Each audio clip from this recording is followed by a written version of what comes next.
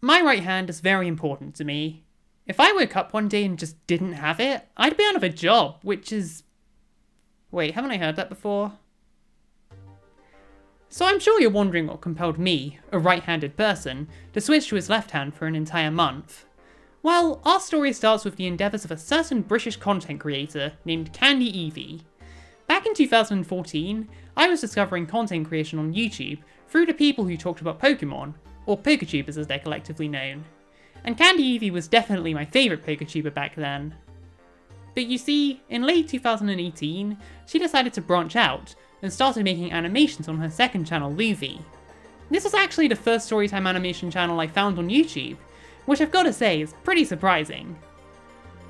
Lucy made quite a few videos about her life stories on that channel, ranging from getting scammed trying to repair her DS, to that one time she replied to spam email, to the absolute state of summers and winters in the UK. But we're here to talk about her fourth video, simply titled, I Wrote With My Left Hand for a Month. Or, alternatively, Total Dunce writes the entire B-movie script with left hand. Why did I do this? And yeah, that's exactly what she did. She wrote with her left hand for an entire month. And as an extra treat, Lucy gave a name to her left-handed escapade, the Ambidextrous challenge. She made a certificate and everything, and she even encouraged other people to try the challenge themselves. Well, encourage is a bit generous, but still. So I've been a fan of the original left-handed video for quite a while, and I don't fully remember what compelled me to try the challenge myself, but I'm pretty sure it was near the end of last year. And our story took place over the course of February 2024. So introducing the Ambidextrous Challenge, Mirror Samurai Edition. 28 days of suffering for your viewing pleasure. Let's go. Okay, so this is the book we're using, and just to clarify, my real name isn't Alexander, this is just the name that was on the book. So, yeah, let's go. I've hardly even started and this is already utterly... Just look at this. Look at this. Look at what my left hand is capable of. Okay, but it is like the start of the challenge, but still, it's just... This is gonna be fun.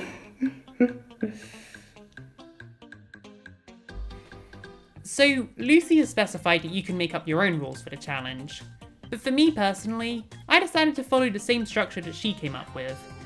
And for day one, that just means writing all the letters of the alphabet, a classic testing procedure. Back in the day when people used typewriters, they were always sure to test every key first, to ensure that they all worked. I've actually seen this firsthand, when my sister got a typewriter for her birthday and my granddad did all the testing. But while pressing on typewriter keys is very simple, the same can't be said about writing with my left hand. I'm sure we've all tried to write with our non-dominant hand at some point. It's slow, it's jittery, and it's really hard to control. Unless you're ambidextrous, of course. And if you are, that's really cool. Please tell me what it's like in the comments. But believe me when I say it, writing with my left hand was really slow. I was genuinely spending an hour a day at first, just to fill up a single page. It was kind of a slog, and the letters were extremely messy. But for some reason, it was always the fourth iteration of each letter that was the messiest. By the way, this column right here, this column is cursed. Just look at this. Look at this.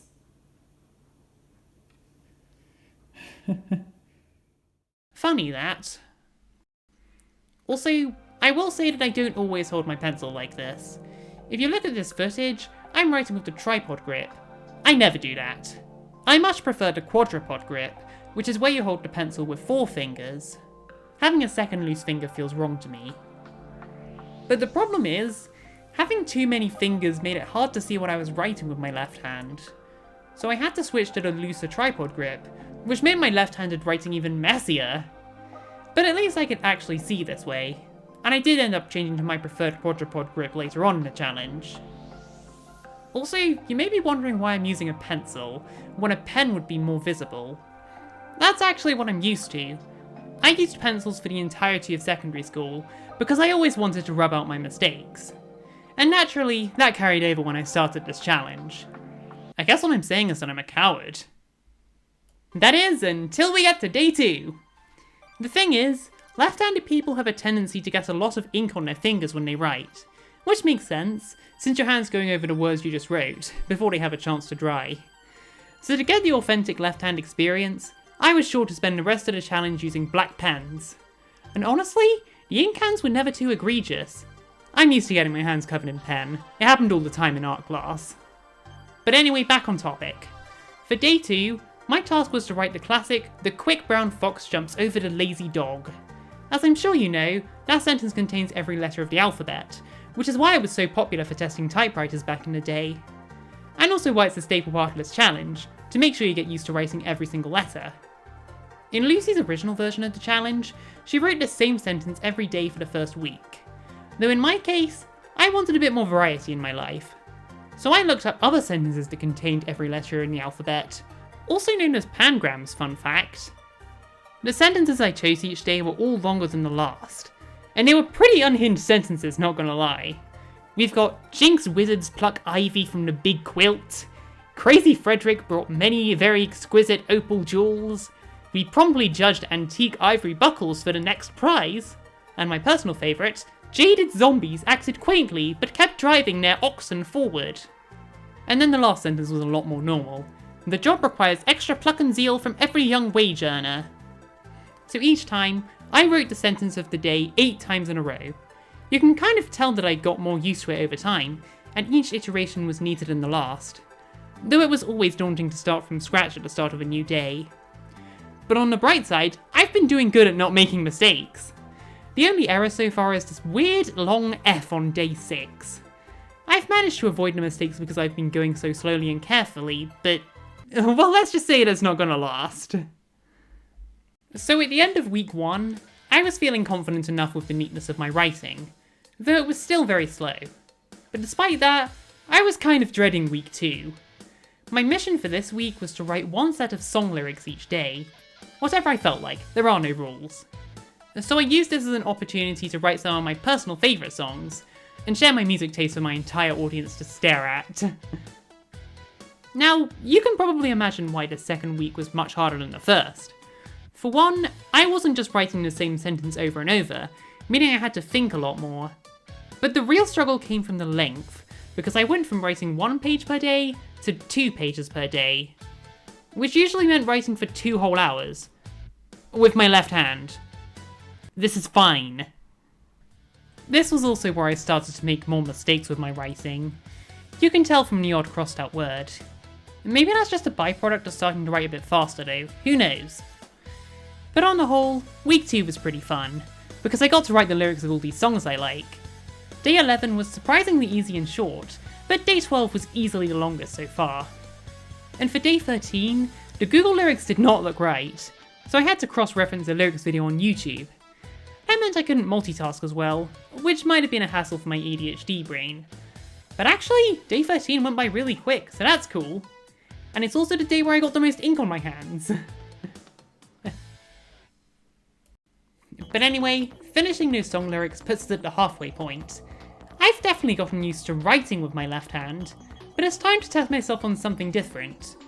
So for these next 4 days, we're going to see how well I draw with my left hand. Which, drawing is what I do almost every day, so the pressure's on. So for days 15 and 16, I just sketched whatever the heck I felt like. A bunch of video game characters with super simple designs. I felt like that was a good starting point. Some of them were passable, while others... I'm so sorry, Sommy. But for day 17, I decided to change things up and draw some humans, because that's what I draw most often. So I drew a couple of my OCs in the simplified chibi style, but I wasn't too happy with it. They're all just standing there, no poses to speak of, and the lines and shapes are insanely rough, especially on Mitch, dear god. So for day 18, I did what I should have done from the start.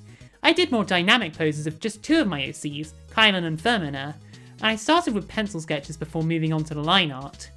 I've never really done this on paper, because it's been ages since I last used pens for traditional art. That's going back to like Fantendo Art Request days. But anyway, I'm super happy with how day 18 turned out. The art is a lot smoother and a bit more detailed, while still having that chibi appeal. And the poses were fun as well. I especially liked Kylan's rushing slash pose, and Fermina's bow drawing pose. But now that we're done with the drawings, it's time for the grand finale.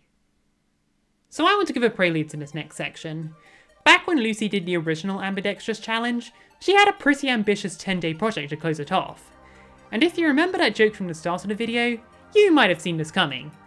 She wrote the entire B-movie script with her left hand. Yes, this really happened, it took her 50 pages.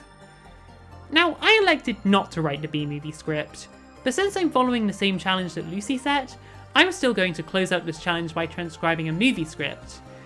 And I decided to do something more tasteful. I was going to write the entire script of Gnomeo and Juliet. So here we have it. This book dedicated to the entire script of Gnomeo and Juliet. And it says it belongs to Mabel. I'd make a Gravity Falls joke, but I haven't watched that show, so I can't.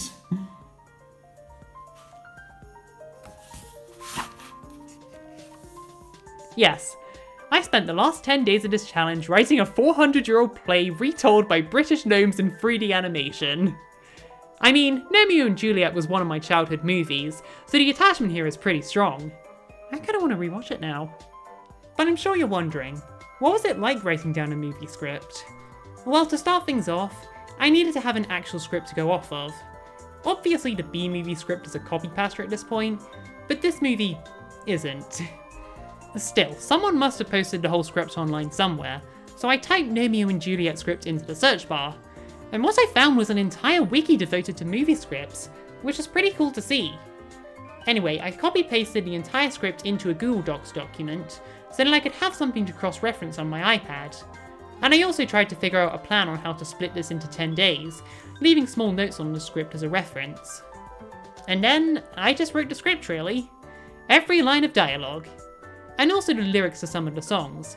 Not every song, just the songs that were made for this movie, since they were documented in the script. So on top of writing 7 sets of lyrics in week 2, I've now written 3 songs from Elton John! Did you know that he collaborated with Lady Gaga and Nelly Furtado on this movie? How did I never notice that as a kid? So of the way I'd split things up, I was generally writing 3 or 4 pages a day. Definitely more than I wrote per day on the second week, but I honestly didn't mind. By this point, writing with my left hand felt a lot more natural. It was still slow and there was still a good few mistakes, but like, look at day 25 in particular! This is almost as neat as my right hand, it's crazy! And in case you're wondering how long this Gnomeo and Juliet script took me to write, 32 pages. 23 lines per page. That's well over 700 lines.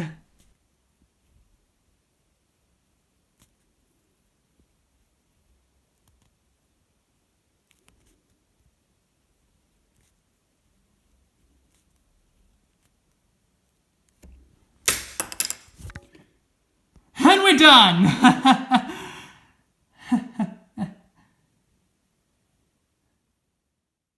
But with the script of Gnomeo and Juliet finished, that marks the end of this Ambidextrous challenge. And as my reward, I can finally claim the certificate that Lucy made for those victorious. So there we have it. This certificate is presented to the Mirror Samurai for successfully completing the Ambidextrous challenge and wasting a month of your life. Signed, Luvie.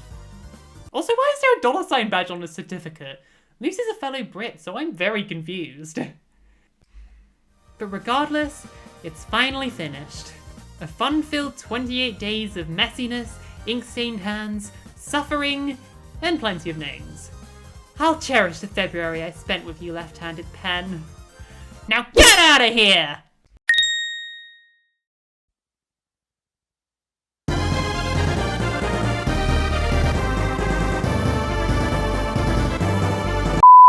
No, but in all seriousness, I did enjoy doing the Ambidextrous challenge. I have a ton of support for left-handed people, and it sucks that many of them are forced to write with their right hand anyway.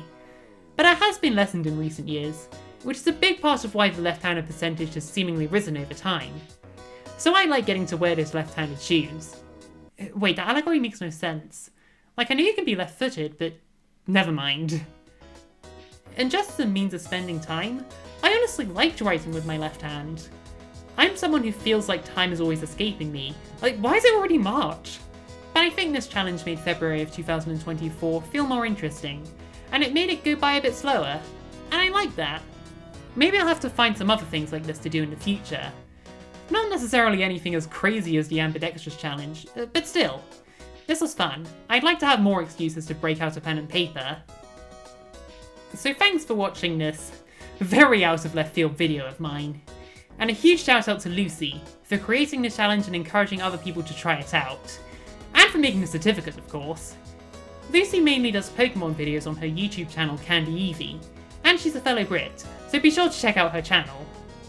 And yeah, if you're new here and like the look of my art, I've got plenty more videos where I draw and chat. I've been getting back to posting Pokemon videos lately. I did a Sinnoh redesign video and a Fakemon starters video, and if you're a fan of CandyEvie, that might be right up your alley.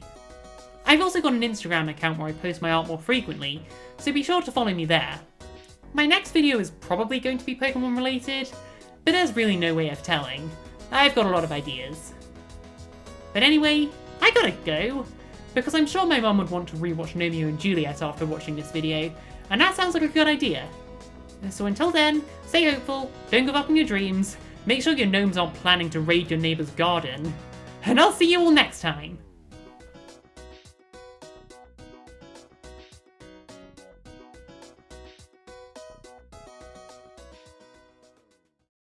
So I didn't have a place for it in the script, but while I was researching for this video, I learned that there's such thing as people who are non-dominant in both hands.